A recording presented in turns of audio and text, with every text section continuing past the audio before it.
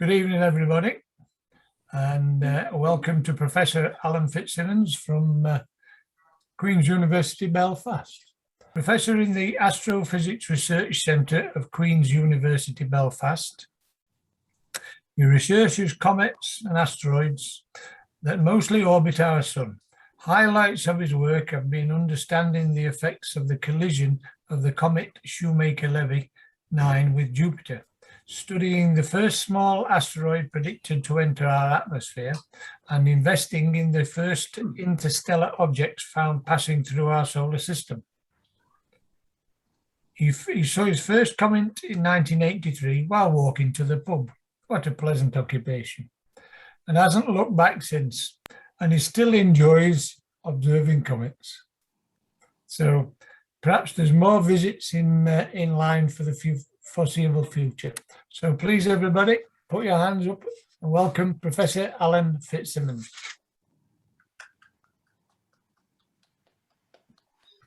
Oh, thank you very much, Steve. No problem. Oh, there we go. And yes, in fact, of course, over the past 18 months, it's been much safer to enjoy observing comets than enjoy going to the pub. But hopefully, I find everybody this evening relatively well and relatively safe and secure. And in fact, of course, much of what I've been doing in my research over the past 18 months has to have been sitting in my house, rather like everybody else, or many other people at least. But life goes on, thankfully, and research and science goes on. And over the past 18 months, we've been hopefully scanning the skies and hopefully, I should say, trying to find the next great comet. And what I'll do is I will share my screen. So hopefully everybody can see that. Yep, so my title slide is a question of what makes a great comet? And in this talk, I'm going to explain what a comet is. And I'm going to explain in particular why some comets appear much brighter than others. And bright enough that one could step outside of their house, look up and go, wow, that's a great comet. Now, I should be completely honest with you from the start that I am a biased speaker. As I've just said, I have been studying comets and asteroids all of my professional career as an astrophysicist. And so I think that all comets are great. Okay, I have no problem in studying anything that's very faint or very bright. I think they're all fascinating. But as I said, that to other people, and in particular to people who have a more general, wider interest in astronomy, they will always look out for the brightest and the most fabulous and most wondrous comets that we occasionally see in our night sky, as well, of course, as the general public, people maybe not that interested normally in astronomy. Well, to explain what makes a great comet a truly bright comet as we observe from Earth, first of all, I want to explain a little bit about what a comet is. So first of all, a comet is a small body that orbits the sun, just as the Earth does under the effects of gravity. However, for almost all comets that we know of, there's a difference in the shape of the orbit or the shape of the path that they follow as they orbit the sun.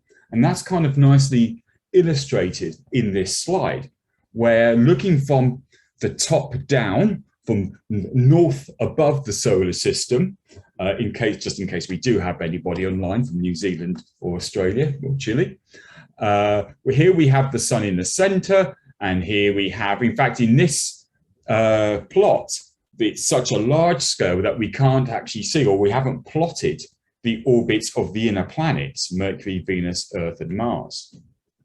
In fact, the first planet whose orbit is plotted, we have Jupiter, then we have Saturn, and then we have Uranus, and then we have Neptune.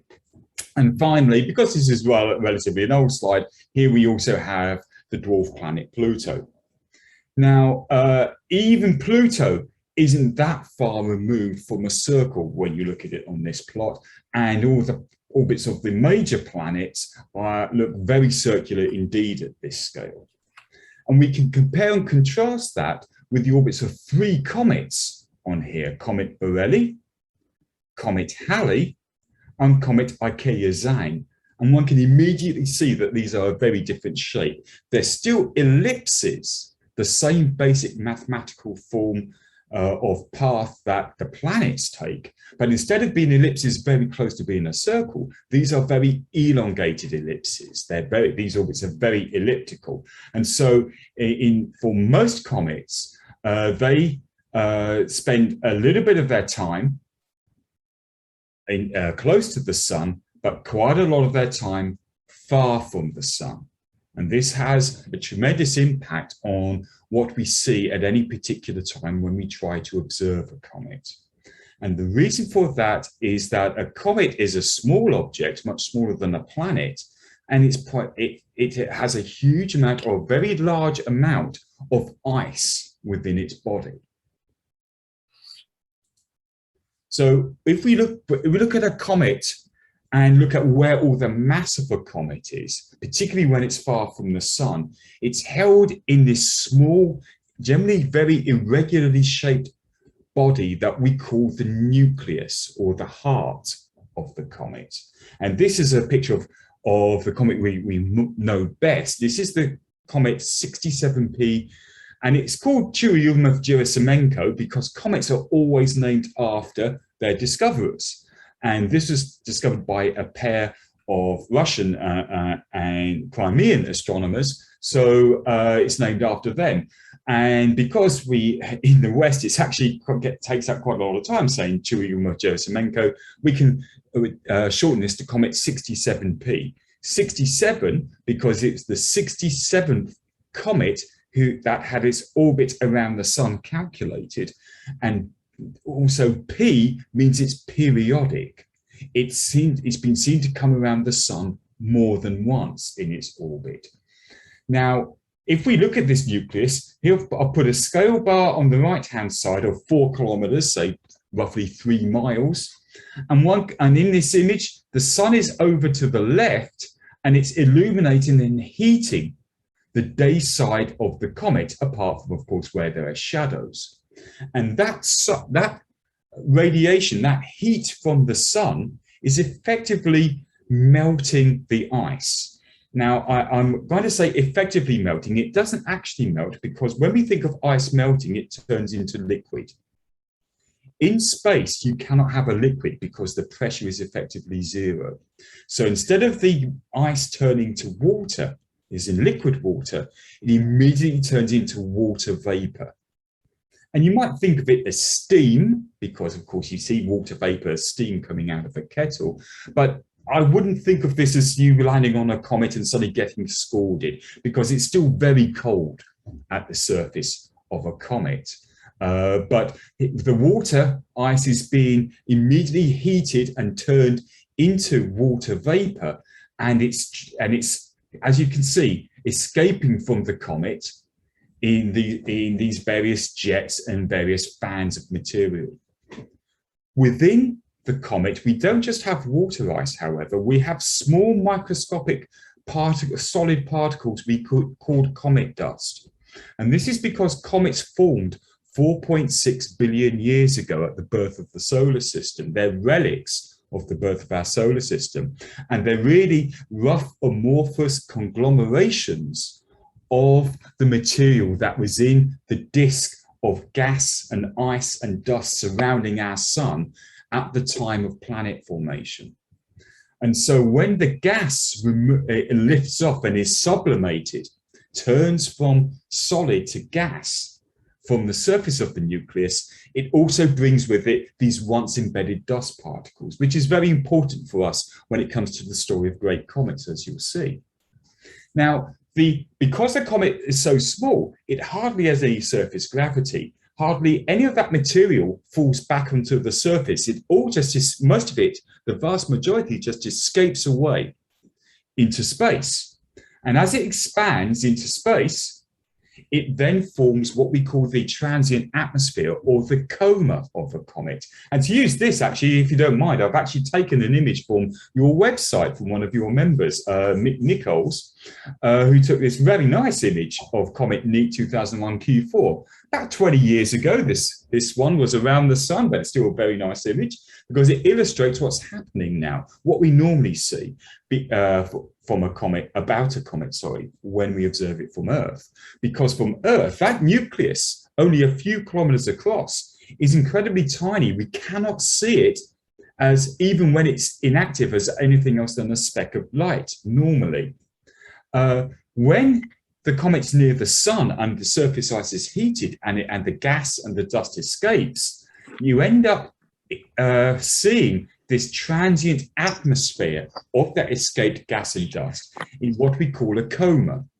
And the coma, it depends on the activity of the comet, but generally we measure these comae, these transient atmospheres, to be between 10,000 and 100,000 kilometers across.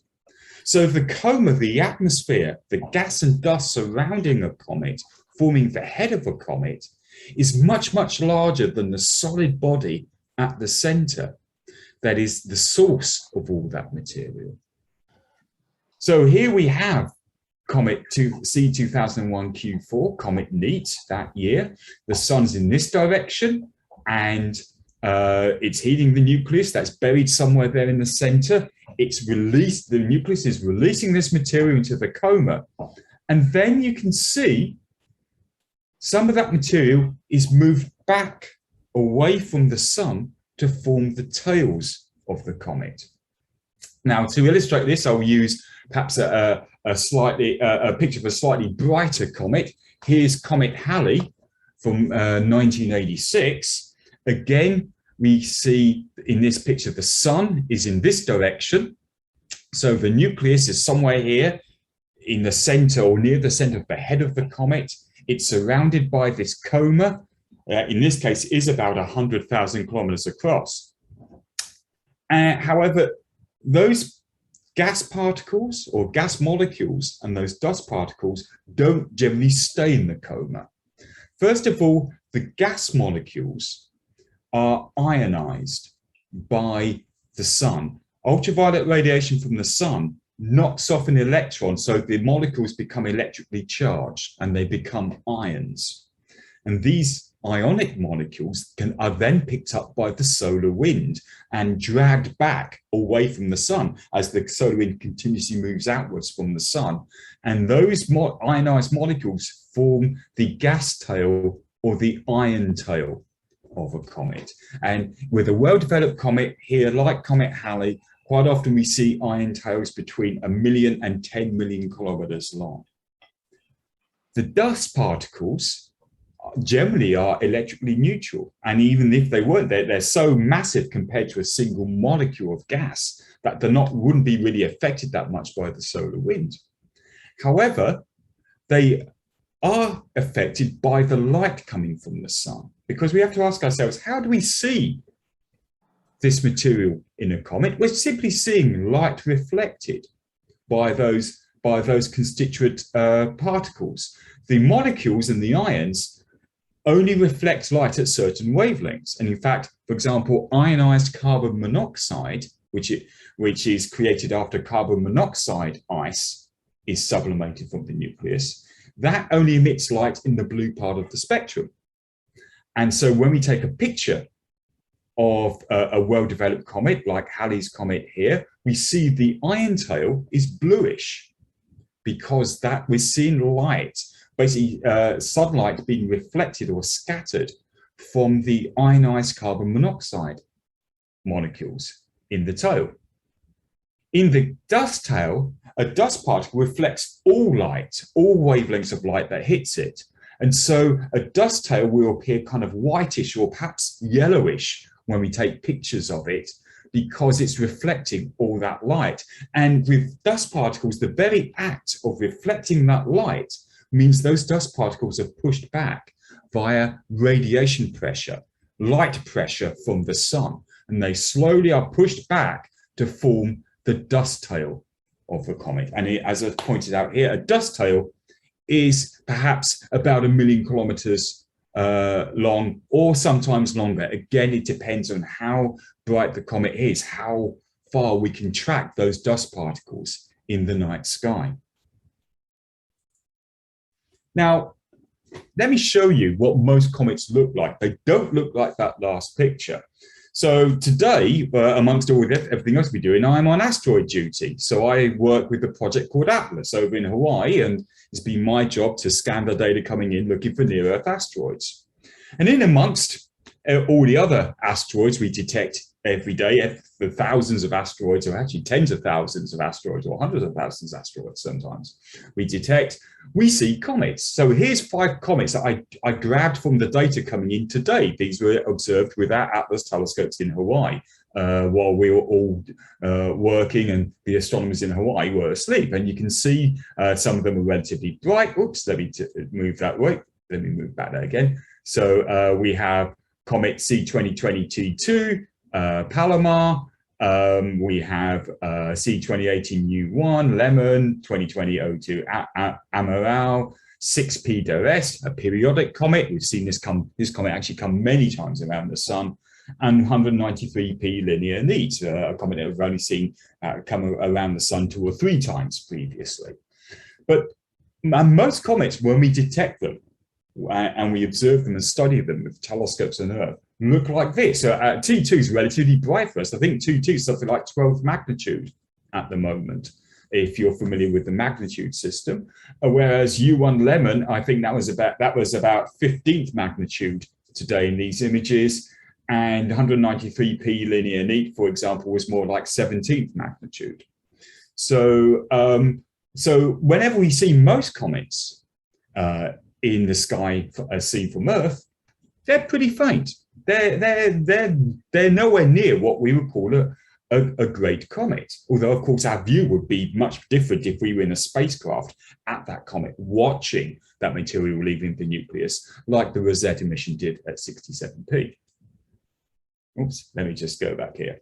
So the last truly relatively bright comet that most of it had a chance to see was last year, of course, in summer 2020, when Comet Neowise was around. And I've got a couple of pictures here. I've got a colleague here in Northern Ireland who takes fantastic images. So here, this is a comet of Neowise from Martin McKenna here. And just to put things into context, here's one of my shots using a much wider angle lens of the comet north of Belfast. One can see the comet here and its tail. One can see, oh, there's some nice noctilucent clouds on the northern horizon there. And to put things into scale, the reason I put this here is that here's the plough, or the Big Dipper, just to put things into context. So Neowise was a rather nice comet. It was rather bright, and you could actually see it for most of the night low down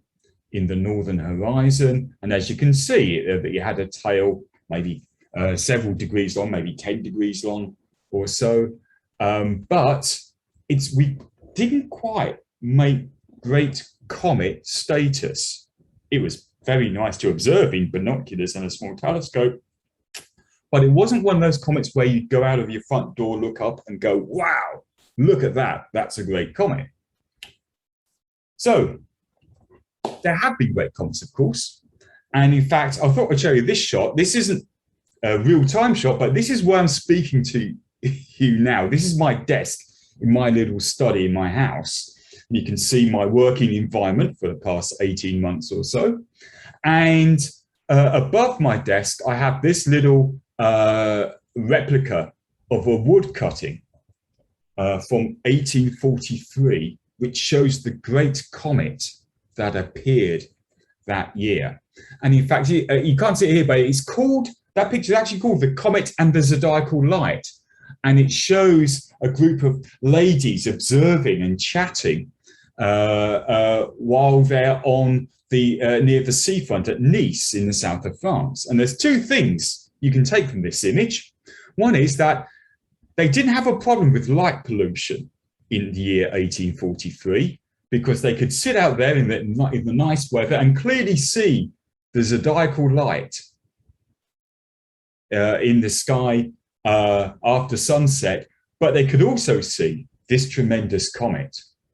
And indeed, it was fantastic. Here's another couple of representations of the Great Comet of 1843. We have one on the left from a painting, an amateur painting from Tasmania from 4th of March that year, which shows the impression it gave to someone out there, in very dark conditions, of course, because there's very little artificial light, even in the mid 1800s. Whereas on the right, just to show how impressive it looks, this is the comet on the 19th of March in 1843 over Paris. And one can see how awe-inspiring it must have been. Now, that awe is visible throughout history. For example, on the left, we have the painting of the birth of Jesus Christ, the Adoration of the Magi, by Giotto di Bondone, a great Renaissance painter. And a few years earlier, before he painted it, he'd seen an incredibly bright comet in the sky. In fact, it was Comet Halley on one of its periodic returns every 76 years. And it so struck him that he actually used his vision of Comet Halley as the Star of Bethlehem in his painting. And indeed, centuries later, we named the European Space Agency's first cometary probe Giotto after the painter, and which of course made some groundbreaking discoveries. But here it's in a kind of very nice, placid frame, a great comet. Here we see some sketches of the appearance of comets over history in another late medieval text. And one can see quite often in history, the appearance of a comet was held to be not due to something that would give great joy to the world, but rather was an omen of doom and death and destruction. As you can see, apparently they all look like flaming swords as they appear in the night sky. That influence of great comets is still with us today, although we might not notice it. For example, here's last time I was in Hawaii, I went to the supermarket, and in fact, the Kiyomooko supermarket. I can't pronounce that, I do apologize. But look at the picture that they use for the supermarket. Yes, it looks like shopping trolleys are the same in supermarkets in Hawaii as they are here at Tesco's. But look at this, we've got a comet. And in fact, you can go into a supermarket either there or here, and perhaps want to celebrate something. You'd go for perhaps a bottle of not such expensive sparkling wine. And when you look for it, what do you see? You see the representation of a bright comet on it. And of course, if the party goes on too much, you're going to have a lot of cleaning the next morning. So again, you're going to want to use whatever you can find on the shelves to make amends. And the important thing is that, again, this imagery of comets, whether you see it on goods in the supermarket or you see it on cloth, on fabric, is all due to this influence of tremendously bright comets in the sky. Now, you may not say, well, I'm not sure this is a comet. But if we look at another woodcut of a great comet, this is Comet Mcnaught in 1858, one can see how that shape of these curving bright tails, it can be a truly awe-inspiring event in the night sky. So I've been waving my hands around and saying, look at these bright comets, they're really bright, they're really awe-inspiring. But let's be a little bit more specific now. What is a great comet? It's got to be a comet that's as bright as the brightest stars. So again, if you're familiar with the magnitude system we use in astronomy, you need a comet to reach a total brightness of about 0th magnitude. First to 0th magnitude, because those are the brightest stars we have in the night sky. And you would like the comet to have a visually long tail. Now, luckily for us, usually one goes with the other, as we'll see. But most importantly, you need to see it in a twilight or a dark sky. Some of the brightest comets we've seen, people have hardly noticed because they've been very close to the sun. And when they're close to the sun, they're in the daytime sky. And so you may not notice them because most of us don't stare at the sun all the time. So here's a list of the truly great comets, what everybody agrees in the field are the great comets over the past, well, just over 100 years. Starting with the Great Daylight Comet, which was actually incredibly bright. It was only about 1st or 2nd magnitude in a darkish sky, but if you could catch it close to the sun, it was magnitude -5. It was brighter than the planet Venus in the sky. Halley later that year passed very close to us, as we'll see, and reached 0th magnitude. Skelovit Manistani was 1st magnitude, but again reached -6 if you could actually catch it when it was close to the sun.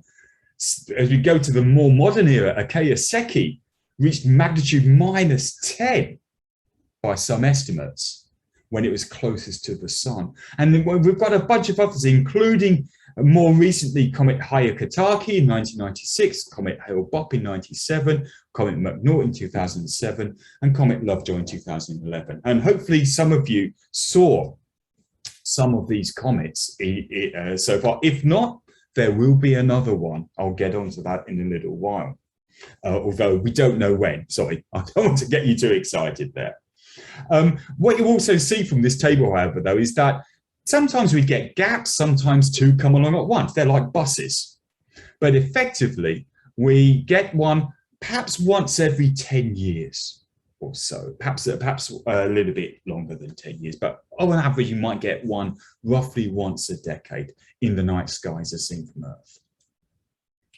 So what dictates which comets can be a great comet? There's 4 things. There's size, there's composition, what the comet's made of. There's the orbit, the path of the comet through the solar system. And coupled with that is the position of the Earth. So let's go through those in turn. Whoops, that shouldn't have faded in. Okay, first of all, size. Comets come in a range of sizes, or rather the nuclei do. This is a graphic put together which shows all the comets we have resolved. So we've seen them more than just as a point of light in terms of the comet nuclei. Most of these are from space missions such as Rosetta to 67P, Deep Impact and Epoxy to 9P, Epoxy to 103P, of course Giotto to Halley, and Stardust to 81P. But we also have, now we have resolved some of them using radar. If a comet nucleus comes close enough to Earth, we can ping it with radar and get an image there. So we have things like 2016 BA14, we have 45P, 2005 JQ, and a bunch of others. We even have one that was marginally resolved, not from Earth, but 2013 A1 Siding Spring was a comet that came relatively close to the planet Mars. And one of the Mars spacecraft, the Mars Reconnaissance Orbiter, was repurposed to take an image of the comet when it was closest to Mars, and it barely resolved the nucleus there. And all these nuclei on here are to scale. So we've got the smallest nuclei we see are about 0.5 kilometer across or so. The biggest one we've resolved is 1P Halley, which is 15 kilometers, roughly 10 or 11 miles end to end. And the largest nucleus we think we've seen in modern times was the one belonging to Comet Hale-Bopp in 1997. We did resolve it, but indirect measurements imply it was about 70 kilometers or 50 miles across. So Why is this important? Well, simply the larger the comet is, the larger the surface area you have to release material. So more material can be released, and the more material is released, the more sunlight is reflected, the brighter the comet appears. So size is an incredibly important thing. A small comet generally, although is going to find it very hard to become a great comet. In fact, there's only one that's been a great comet that I'll mention in a little while.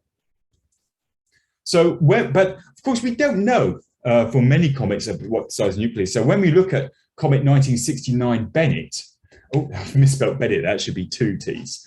And we see this great comet in the sky. All we know is it's bright, and that we infer that it's got a large nucleus because it needs to release a lot of material from its surface. But for most great comets, of course, throughout history, we don't know the size of that nucleus. It's only with modern telescopes plus the occasional space mission that we can measure the size of those nuclei. Now, the second thing is something that's quite often missed out in its composition. What are comets made of? Well, comets are made, remember, of gas and these small dust particles that they release. Now, here I've got a spectrum of a comet. So what I'm plotting is the amount of light reflected. This is kind of in various physical units. Don't worry about this. It's just that as we go up here, we've got more light coming from the comet. And this is the wavelength of light or color. And to put things into context, I've put the visual spectrum here. So here's your deep indigo going into the ultraviolet. We go through blue, green, yellow, orange, and then the reddest wavelengths you can see by eye. And beyond that, we would have the near infrared.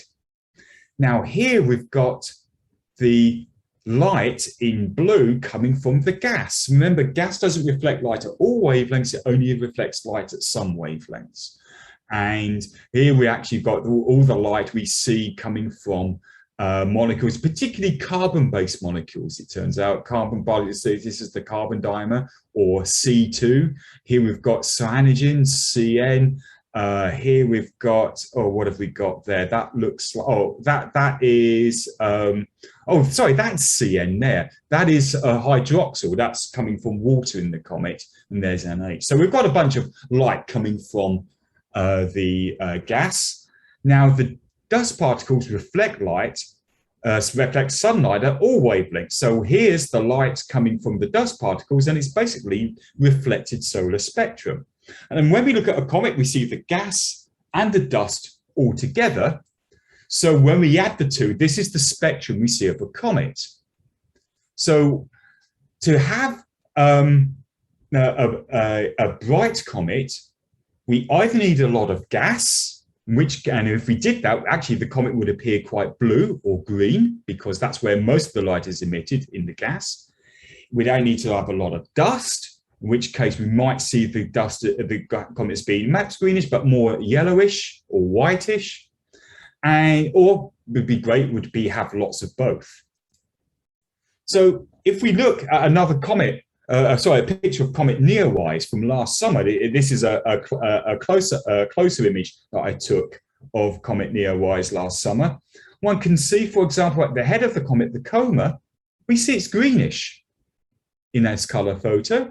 And it's greenish because we're seeing lots of gas there that is emitting green light because of the carbon-based molecules. If we look at the dust tail looks yellowish, because it's reflecting all wavelengths of sunlight, and the sun looks relatively yellow by eye. And then I'm afraid I didn't get a great shot of it, but if you squint, you might be able to see the very faint gas or iron tail here, and that's relatively bluish because, again, of the molecules in it. So how bright the comet is, or it also depends on the relative constituents, because here I've got two spectra of comets.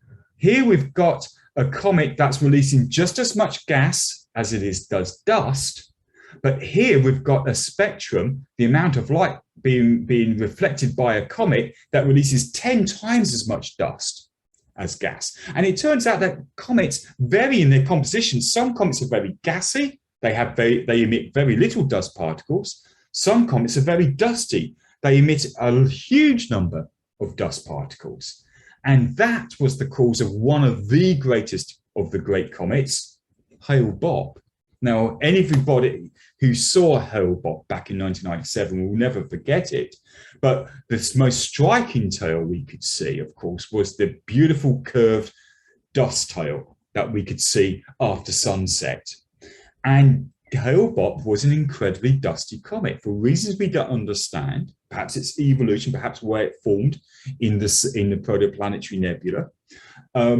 It emitted a very large amount of dust particles compared to the gas molecule. So the gas that was being released was very small, and it's very hard to see the gas tail by eye, but the dust tail was just glorious.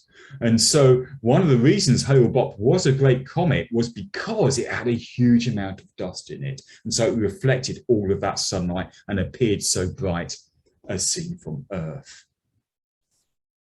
Here's another picture, much nicer picture, show close up from a professional level, I believe, astrograph, where even here, where we can see very nicely the structure in the gas or the ion tail caused by the interaction of those ions with the magnetic field in the solar wind. What we're completely dominated by is this incredibly bright dust tail, as we see here. Now, the third thing that will dictate whether or not a comet is a great comet or not is, in fact, its orbit. Basically, how close does it get to the sun? Because remember that the comet nucleus releases material because it's being heated by the sun. And as you move out from the sun, therefore, the comet will be heated less, it will be colder, and eventually you'll get to a point where that gas is not released anymore. And so, for example, here we've got a plot showing how much gas we might be expected to release from every square meter of the surface of a comet as we go from half an astronomical unit, half the distance of the Earth from the sun, to being the same distance from the sun as the Earth, to being twice the distance, 4 times, 8 times, 16 times the distance. And here we've got, on the y-axis, we've got how many molecules are being released. So here we can see, here's the line for water, and you can see when you're close to the sun, you're emitting quite a lot of water. Then as you go out from the sun, you go less and less and less until you start getting to about 4 astronomical units from the sun. And that's it. It's kind of, you're well beyond Mars. In fact, you're beyond most of the asteroid belt, and you are starting to approach Jupiter. And at that point, the amount of water coming out really plummets, because the sun's not hot enough, the comet's not hot enough, it's not heated enough by the sun to release water anymore. Your water stays locked, most of that water stays locked in ice. And so effectively the comet switches off. Now, if you've got ammonia, you can go out a little bit further. If you're made of carbon dioxide, you can go further still. And in fact, if you're made of methane or nitrogen ice, you can actually be active way beyond Jupiter, way beyond Saturn, actually way beyond Uranus and even Neptune. So, what the comet is made of, again, dictates when it's active. But clearly, the closer you are coming into the sun, the more material is released because the nucleus is heated more. And again, there's more material to reflect sunlight, so the brighter it becomes. So one great example is that, I'm not sure this is a tremendous picture, but it was the great comet 1975 Comet West. Here, I think this is an early morning shot of Comet West, and that really was a true comet. Comet West was a great comet. We're not sure how big its nucleus was, although we do believe the nucleus was relatively big, but it passed very close to the sun. In fact, Comet West was a type of comet we call a sun grazer. Its orbit brought it well within the orbit of Mercury, the innermost planet to the sun. And in fact, it got very close indeed. And indeed, when you see very nice images of Comet West here, again, just very close to, I think this was close to sunrise, you can actually see, because you can see the twilight down here. One can see that this comet is very bright, and it's bright because it's close to the sun, so it's releasing a lot of material. As it's also close to the sun, of course, it's also able to reflect more sunlight. The more the sunlight you intercept goes as 1 over the distance squared. So these factors combine to make comets very bright when they're close to the sun.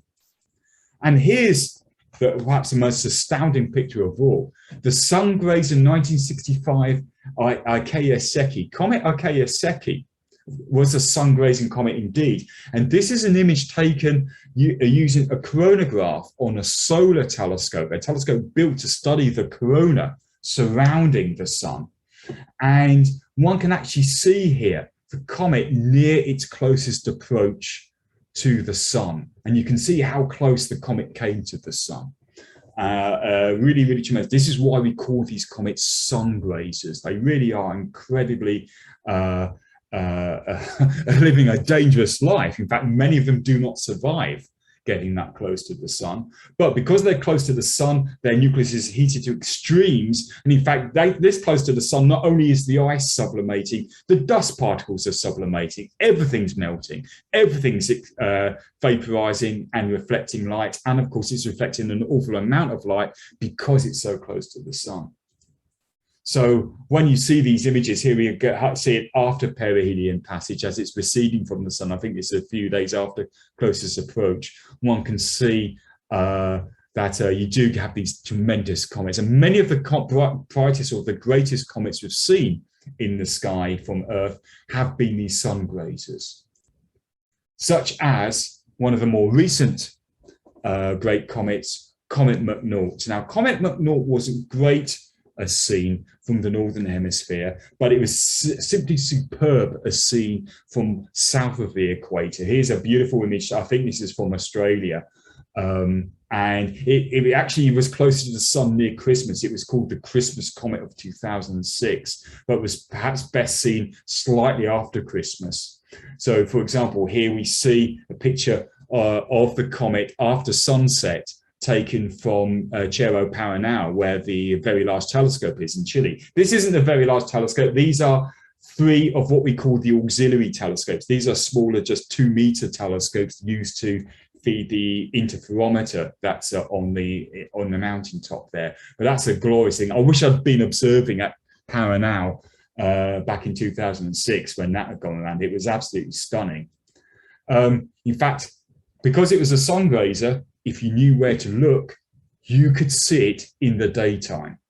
And in fact, this is it, I think, just about the day of closest approach to the sun. And the photographer, a German amateur astronomer, Stefan Sipp, was very careful to point his camera and telescope not at the sun, but where the comet was. And he was very careful. I believe I remember reading he actually put the telescope behind a wall of a building to make sure he couldn't accidentally look at the sun, and he managed to see the comet in daylight as it was around in the sun.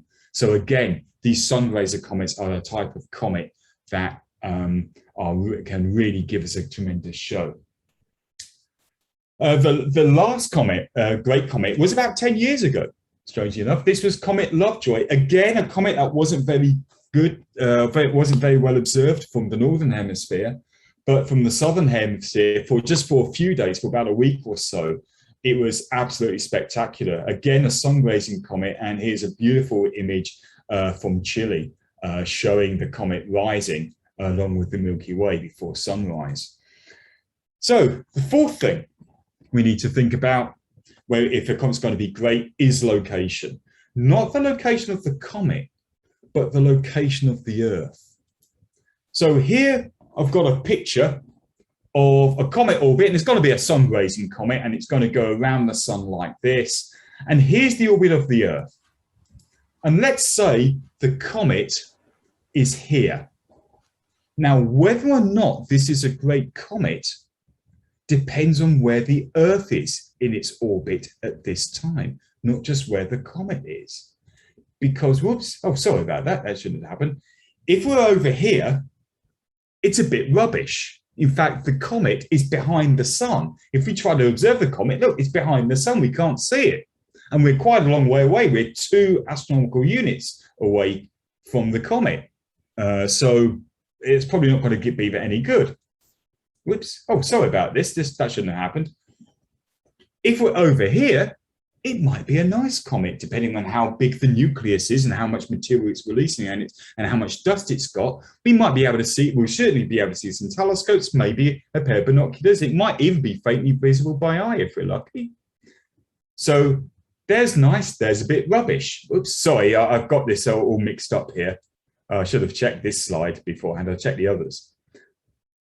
What about that? If the Earth is here when the comet is here, we're going to have a great view. Hopefully this comet would be naked eye. And then, oh dear, sorry, something has gone wrong. The slide's repeated too many itself. Sorry about this. What if the Earth is there? Then, although this may not be intrinsically one of the brightest comets, if we're very close to it, it will appear bright to us, because again, the brightness of a comet depends on the inverse square of the distance of the Earth from the comet. And this was what happened with one of the great comets of the last 100 years. Not this one. This was a comet that appeared in the evening sky, in the night sky. And in fact was the first comet I saw, Comet 1983, called Ursa. And here you can see over 30 minutes, it moved from here to here. Here's Ursa Miner. You can see it pass very close to the North Celestial Pole in the sky. It was third magnitude. I was a student at the time, and I went out on my university campus, looked up, and it was there. You could see. I saw it for 2 or 3 nights as it sped past the Earth. But this was a very small nucleus. We know that because we pinged it with radar. And though it's very gassy, there's very little dust emitted at this time. So it wasn't that bright, which was completely different for Hyakutake. In 1996, the year before Hale-Bopp, we had another great comet, Comet Hyakutake. And I remember seeing this. This was an amazing thing. I remember seeing this on a dark night where the tail stretched 70 degrees across the sky. It was absolutely amazing. And this was bright for 2 reasons. First of all, it was very close. It passed very close to the Earth. It wasn't intrinsically that bright a comet, but it passed very close to the Earth. Secondly, this was an interesting case where the comet was emitting very little dust, but emitted huge quantities of gas. And the tail you could see by eye, stretching across the night sky, was the gas tail or the iron tail. And so this was very different to the great comet the following year, Hale-Bopp, where we were dominated by the dust particles. So again, giving us this example that whether or not a comet is a great comet depends on various factors. Now, in terms of location, perhaps one last example is this one, Comet Halley. Comet Halley returns every 76 years. Its orbit appeared around the sun in 76 years. The last time it was around, it was 1985, 1986. And to be honest, it was pretty nice to see, because it's the most famous comet in history, because it was the first comet who had its orbit calculated by Edmund Halley, which is why it was named after him.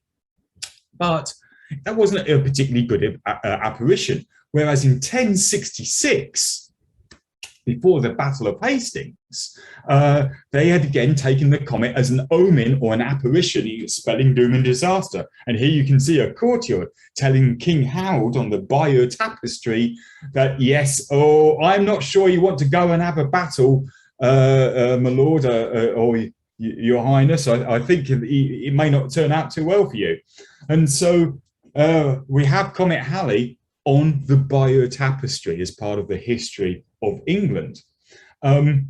Now, as I said, that was in 1066. We had a very, very good approach of Halley to Earth. It was very close. Not so good in 1986. 1910 was perhaps one of the best apparitions in recorded history. And in fact, Halley's comet has been traced back through Chinese and Babylonian astronomical records over 2,000 years. In 1910, Halley passed very close to the Earth indeed. In fact, this is of course a photograph of Halley at that time as it was approaching the Earth. And the exciting thing then was that astronomers are using their new large telescopes with new instruments such as spectrographs, and they found cyanogen in the comet. Now, cyanogen is, if you take it in quantity, is a poisonous gas. So if you want to concentrate on this from the New York Times that year and not about the problem about the Archbishop's carriage catching on fire, then you could go for Hope's anti-comet pills. And indeed, these were sold to you and would protect you from the poisonous approach of Halley's Comet. It's like many things you would see on today's internet. It's fake. There was never any danger of being poisoned by Comet Halley. And in fact, I always like to look at these pictures from 1910 of its close approach, where we find out that comet parties are now the fad of Paris because, well, if you're French, that's what you do. You can drink your comet whiskey or your comet ale and have a grand old time. So obviously, at least some people back in 1910 were happy enough to enjoy the spectacle of Halley's Comet in the sky that year. So I'm going to finish now. I'm going to finish with a little look to the future, which is, when's the next one due? Because remember, we get a great comet in the sky, as seen from Earth, perhaps once every decade or so. Well, we don't know yet. We have no definite great comet coming in. We have a lot of comets that a lot of astronomers are very interested in spotting and observing. But there's one thing that's going to be different this century from previous centuries. And first of all, it can be illustrated by this graph. This shows how many comets have been discovered each year since 1990. And the overall height of the bar shows the total number of comets discovered that year. And I've split it up into kind of amateur, professional. To be honest, any amateur astronomer who discovers a comet is pretty professional in my books.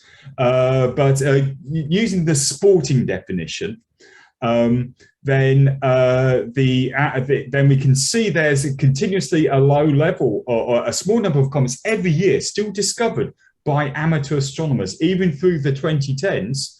But we've got a growing number of comets discovered by the new generation of survey telescopes, which are operating each night to discover comets. And importantly, not only are we discovering more comets now than ever before, but we see them further out. Here, for the last just 4 years, from 2017, from January the 1st to December the 31st last year, I've plotted for each comet discovery, how far away was it from the sun when it was discovered? And you can see we find a lot of comets still within the inner solar system at sometimes even one astronomical unit, but 2 or 3 or 4 astronomical units from the sun. So we're within the orbit of Jupiter. But we discover a lot of comets now further out beyond Jupiter.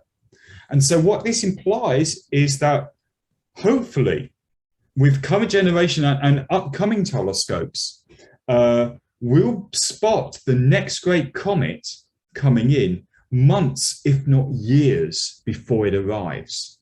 And we'll have warning and we'll have time. The only time really that's happened in the past has been Comet Hale-Bopp, which of course was discovered 2 years before it reached the inner solar system. And it gave us 2 years of warning. And so every night when we're using our telescopes and we're doing our sky surveys, we don't know, have we found the next great comet? For example, could it be this object? Here's a new object I found today looking in the Atlas data from Hawaii. It's been reported. Other astronomers are following up at the moment. We suspect this is a new comet. You can see it faintly moving against the background stars over the course of, I think in this case, about 45 minutes. And we do suspect this is a new comet. Its speed of motion implies it's quite a distance from the sun. Could this be the one that we're all going to enjoy in a few years' time? We don't know yet, but we're continuing to look. And when we do have the next great comet near Earth and visible from Earth's skies, I think we'll all enjoy it. Thank you very much for your attention. Alan, thank you very much for an entertaining and interesting talk. Could I ask you to stop sharing your screen? Yep. There we go. And we'll go back to gallery view. We're into that section of the talk, questions and answers. So while you're thinking of your questions and framing them, just quickly from me, Alan, my first great encounter with a comet was P17 Holmes, and back in 2007, which I believe was a bit of an oddity, because it comes around every, what is it, 6 years? Or six, yes, every 6.5 years, 76 or 7 years. That's right, 17P Holmes. Yep. And it behaves remarkably well. So what was happening in 2007? Well, the interesting thing is whatever was happening in 2007 to this comet also happened during its discovery in, I think it was 1898. I'm not sure. I'd have to go back and check the records. I can't. We've got 3,000 comets on the books now. I can't remember them all. But no. So what happened with Comet Holmes is that quite often comets don't gradually increase the amount of material they're releasing as they get near the sun and then decrease it as they move out again. Quite often, comets undergo what we call outbursts, where it suddenly releases a large amount of material in a very short space of time. Now, there's been a lot of speculation and a lot of theories, first of all, as why these outbursts of comets occur. One thing we know from Rosetta's mission to 67P is that on 67P, quite often these were due to landslides on the surface of the comet, that a piece of the comet would come away, reveal new subsurface ice, fresh ice on the surface, which would immediately erupt and release a lot of material, and that gave us an outburst. The thing about 17P, of course, is it went for overnight from magnitude 15 to magnitude 3. And you could see it go. You could go out and just look at it, we don't know what's different about this comet. There's one other comet that has been seen to do a similar outburst, and I can't remember the name of it now, but it wasn't quite that many magnitudes. It was something like 5 or 10 magnitudes. It wasn't 12 magnitudes of outburst. The interesting thing is that clearly the comet survives this process, because we've known it did such a big outburst before. It did it in 2007. And in fact, there's a record of another one in between those dates. But whatever happens on that nucleus, clearly the nucleus survives because it's going around, and in fact, it's been observed at least twice more going around the sun. So we don't really understand what's happening there, and it's clearly would be an interesting target for a future space mission if you want to risk a spacecraft near a comet that actually effectively explodes once every 100 years or so. So we're still in the dark. We've had many theories, but we don't exactly know what's happening on that comet, whether it's a chemical reaction or it's a buildup of pressure in subsurface caverns, or any of the ideas that are being mooted. But it's kind of on the watch list. Every time it comes around now, there's generally a campaign to study it, both by professionals and, of course, of amateur astronomers who can dedicate the time to this. Okay, thank you for that. So, ladies and gents, over to you. Can I call on Peter Lloyd first? He's put his hand up first, Andy. You're going to have to wait, Andy. Peter Lloyd, can you unmute yourself, please?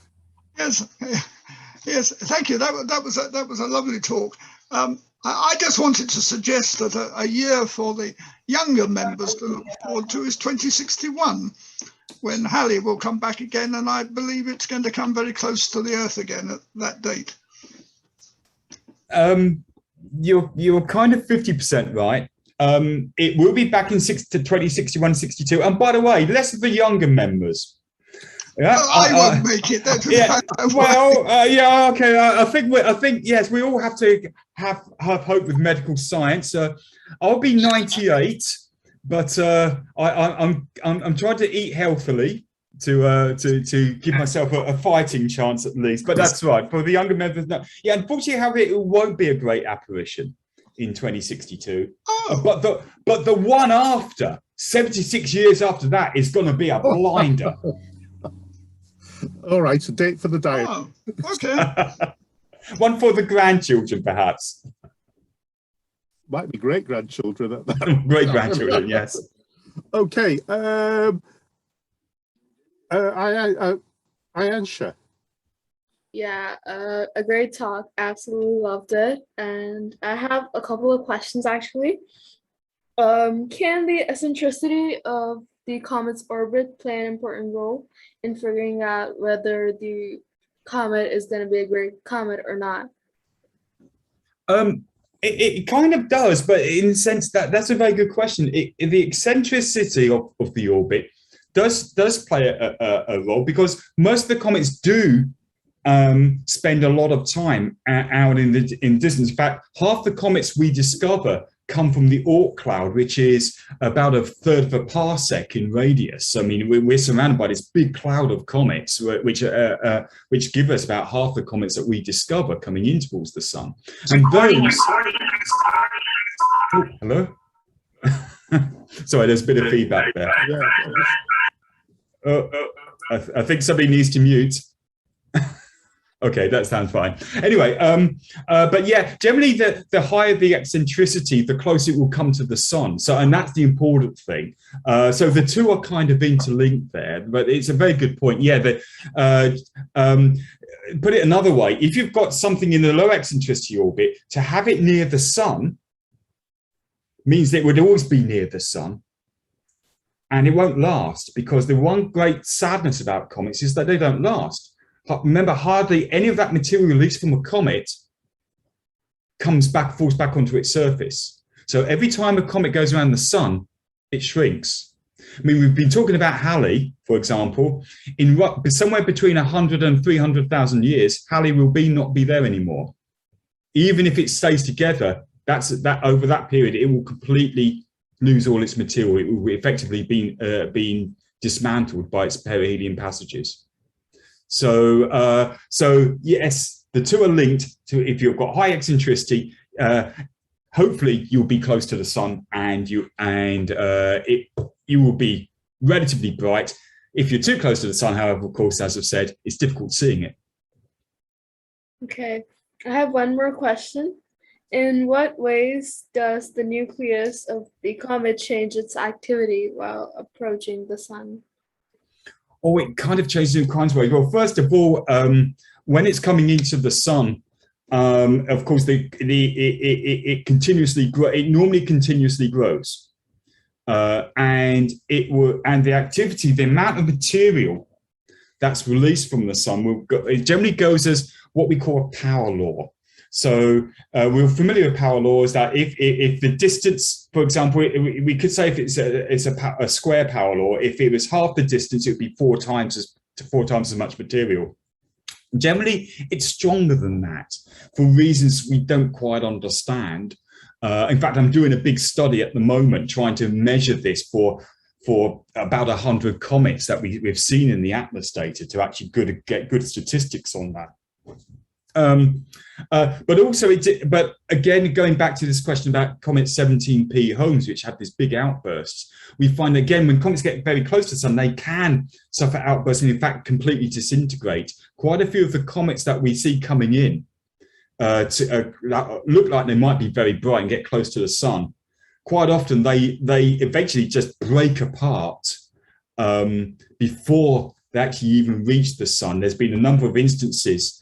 For example, if you remember about 8 years ago, we had Comet Ison come into the sun, and there was a load of stuff going, oh, it's got to be the comet of the century. And unfortunately not, it literally just broke apart due to the intense heating of the surface as it approached the sun. And we also think the gas pressure coming from the material just literally breaking it apart. Comets are very fragile. They have the tensile strength, i.e. the strength, if you're going to pick up a piece of comet, they have the same material strength as generally something like talcum powder. over much of their nucleus. So they're very easy to break apart. And that's why, unfortunately, some comets don't survive. And in fact, many of the great comets that I've showed tonight, like, for example, Comet Hyakutake, didn't survive in one piece. When Comet Hyakutake came out from around the sun, the nucleus could be seen in telescopes to have been split into 4. So we had 4 individual nuclei then receding from the sun. Okay. And sorry, but I have can the view of a comet change from different locations? For example, if we're on Earth, but if we're on Mars, how would the comet appear from Mars? Yeah. Okay, well, there's 2 things going to change there. First of all, if you're on Mars, you'll be at a different distance to the comet as if you're on Earth. And the further away you are, the fainter it will be. So you have to take that into account. And so, for example, if you've got a comet that is really tremendously great because it's close to the Earth, for Mars, it will probably be pretty boring, to be completely honest, because it's over there where Earth is and it's not close to Mars.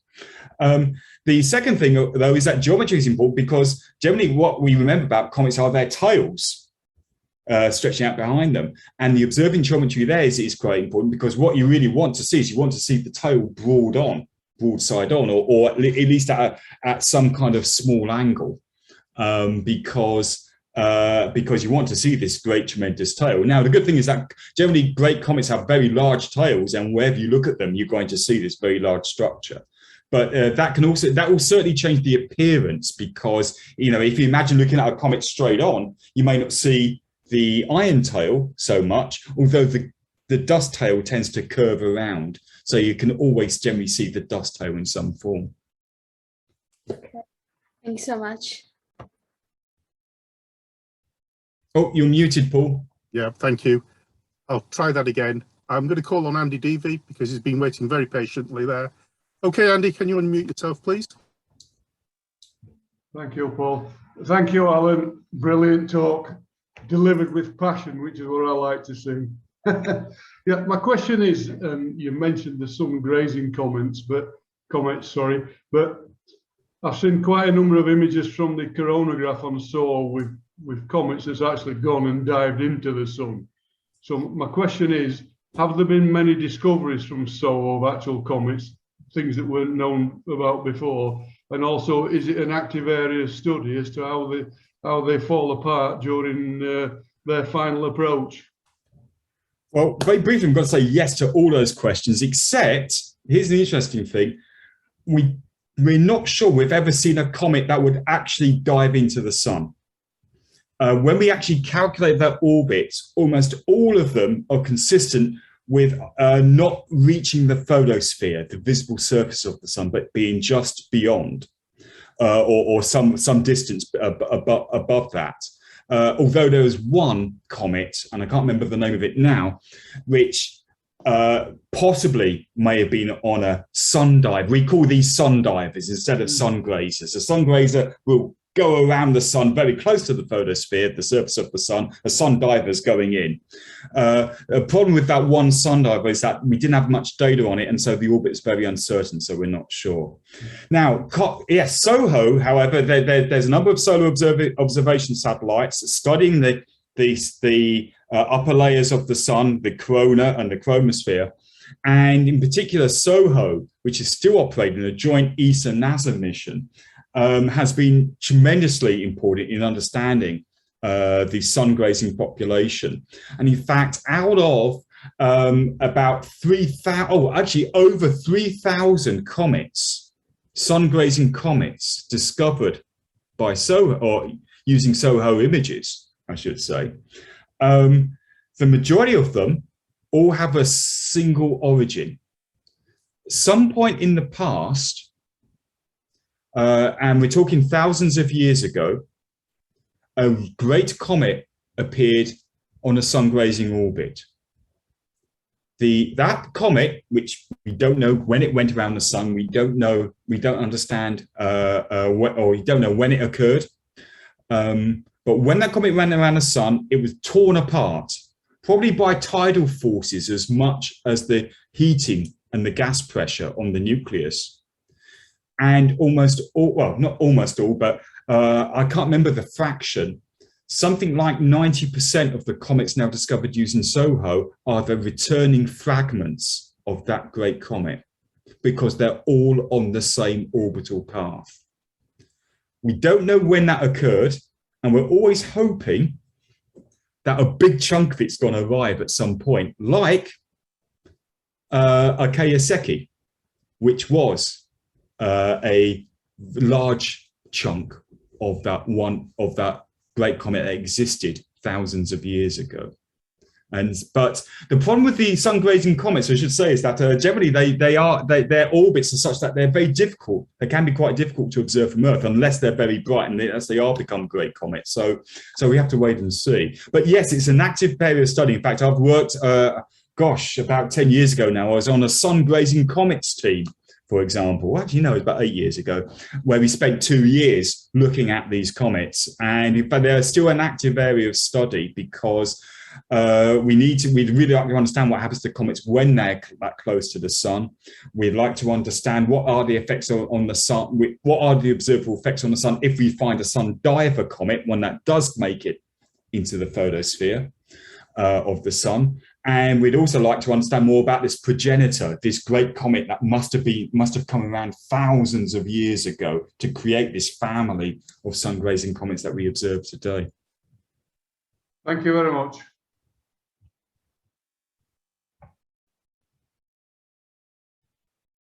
Sorry, Paul, you're muted again. All right. Martin and Helen.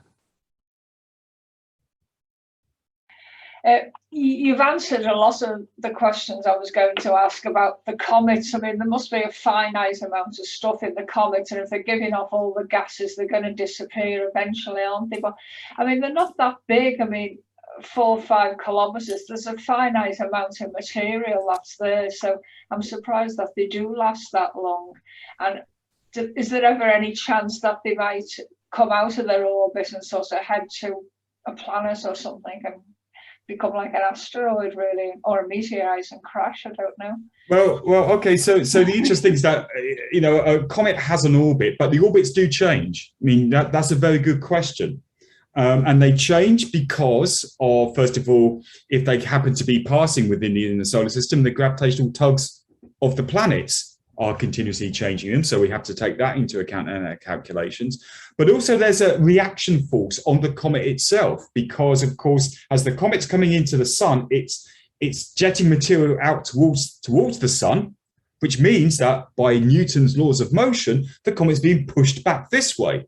And in fact, these so-called non-gravitational forces is something we actually actively measure and model when we're trying to understand the future evolution of where a comet's going, as well as where it's been in the past. So these are important factors. Now, generally, the jet reactions don't change the orbits of the comets appreciably, very significantly.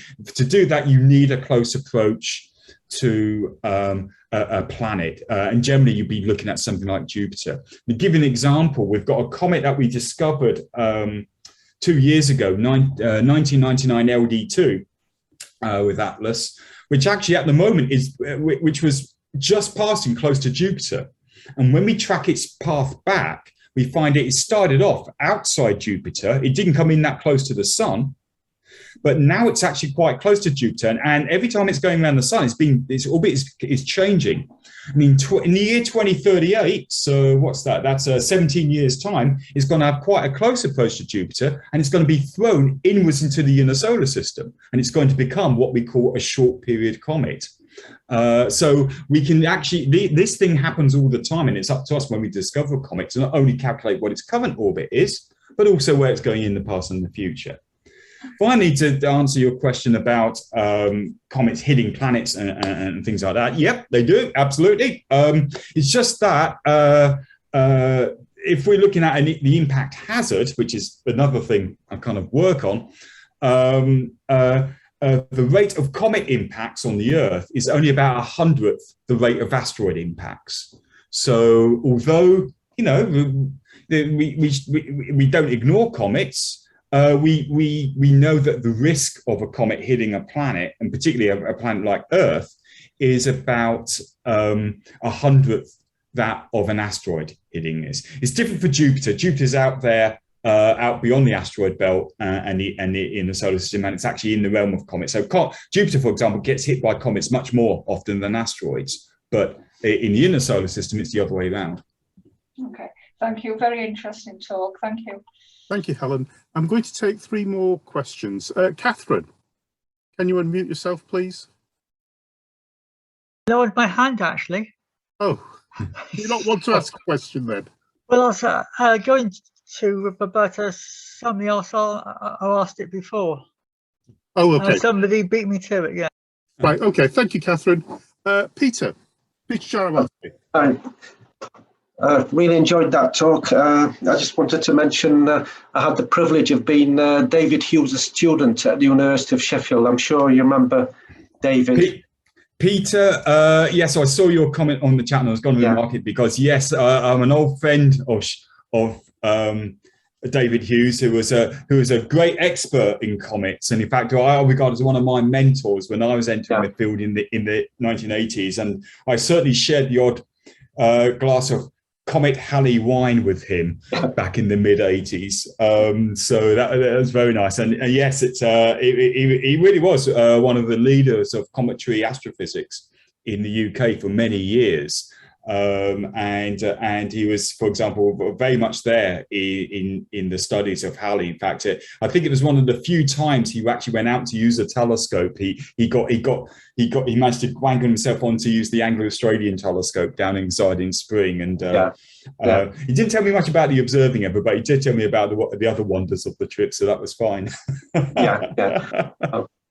I don't really have a proper question prepared. All that was that in 1986 I was a first-year student, and I was shocked when he was on the television. Wow, I've got lectures with this guy. And then after I did my degree, I actually became one of his research students. So anyway, so I got my name on a paper with him, and that was investigating the delta effect, for example, the first paper.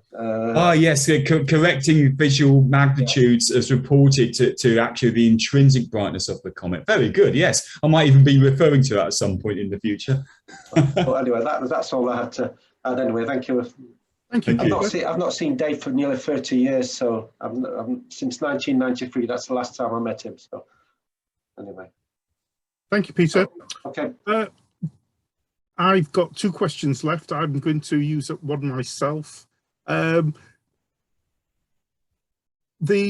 brightness of the tail, you've been a great comment. So we'll take size and position as read. As far as astronomical units go, when do great comets become visible, if we're lucky enough to be able to see them in the northern hemisphere? Well, I mean, of course, it will depend. It certainly will depend on position, because, of course, it will depend on the orbit and where the Earth is, and what right ascension and declination is like, and the solar elongation as well, related to that.